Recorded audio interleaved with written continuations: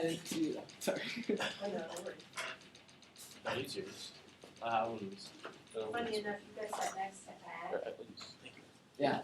and So- our friends were sitting in there, and we'll see that you guys ended up occupying. Ag was my dad's pitching coach when my dad pitched here. Oh, really? So he's basically my quote-unquote uncle. Yeah. So I have dinner with him every Sunday night, and yeah, Oh, fun. How did they do yesterday? they lost. Yeah. They're doing it. Try straightening it out. Thanks,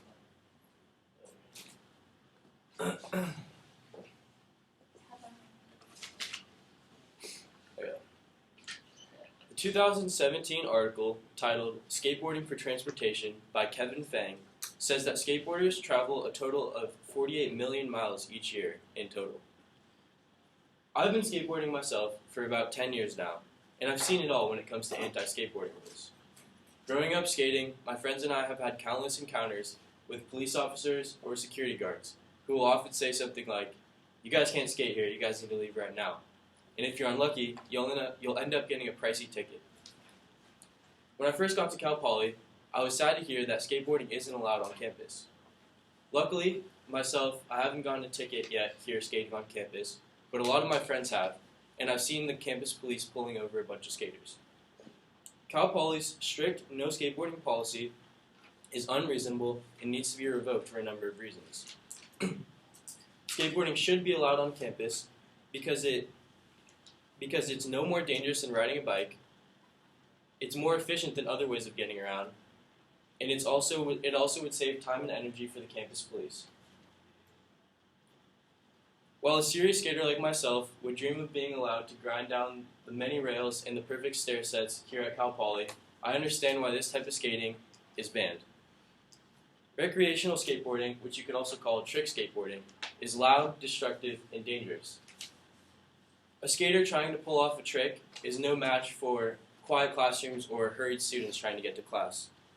It could disrupt people walking around, and it could also disrupt people who are in class trying to study. Trick skating can also wear down ledges and railings, which can cause damages to the clean architecture that we have here at Cal Poly. Trick skating, being dangerous, can also increase the chance of injury and a subsequent lawsuit against the school of Cal Poly. For these reasons, I agree and understand why trick skating isn't allowed on campus. However, I propose that Cal Poly adopt a policy similar to that of other schools, such as UC Santa Barbara or UC San Diego. At these schools, skaters are allowed to ride their skateboards around campus as a source of transportation to get to and from class or just around campus. However, if they are caught doing tricks on campus, they can be cited. Every day at Cal Poly, thousands of students ride their bikes all around campus, following the campus rules. However, this isn't much less dangerous than riding a skateboard. Bicycle accidents are prevalent on campuses across the whole United States.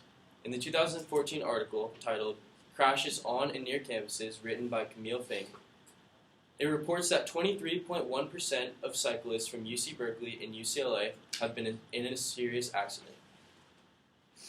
Most of these crashes end up happening between a biker and a pedestrian.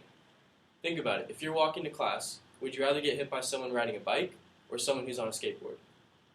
A skateboard can't go even close to as fast as a bike can, and it's also a lot smaller, so if it does hit you, it probably won't hurt as bad as a bike. The big difference that's emphasized by the school between skateboards and bikes is that bikes have brakes and skateboards don't. While this is true, it's a lot easier to jump off of a skateboard and avoid a crash completely than it is to slam on your brakes when you're riding a bike at the last second. Finally, a skateboard is also a lot louder than a bicycle is, so you can hear it coming from a lot further away, and you can move out of the way if you need to. One argument that can be brought up is that the risk of personal injury is higher because riding a skateboard is a little harder than riding a bike. However, I think it's up to the person who's deciding to skate to assume the dangers of it. Not only are skateboards safer in general than bikes are, they're also more practical. Has your bike ever gotten a flat tire? That's one thing that can't happen on your skateboard. Skateboards don't need any maintenance, so you don't have to worry about inflating your tires or fixing your chain like you would on a bike. They're also a lot cheaper to buy because you could buy a brand new skateboard for only about $150. Skateboards are also small, so they're easy to carry around. Instead of having to deal with locking up your bike and worrying about getting it stolen, you can bring your skateboard into class with you or bring it into your dorm room. When there is a walking zone, it's easy to pick up your skateboard and carry it, rather than having to get off your bike and walk your bike. In Michael Brooks' 2005 book titled The Concrete Wave, he explains the convenience of skateboarding downtown. If you're going uphill, you can easily take shortcuts or walk up the stairs while carrying your board. If you need to get on a bus or get in a car, it's easy to take your board along with you.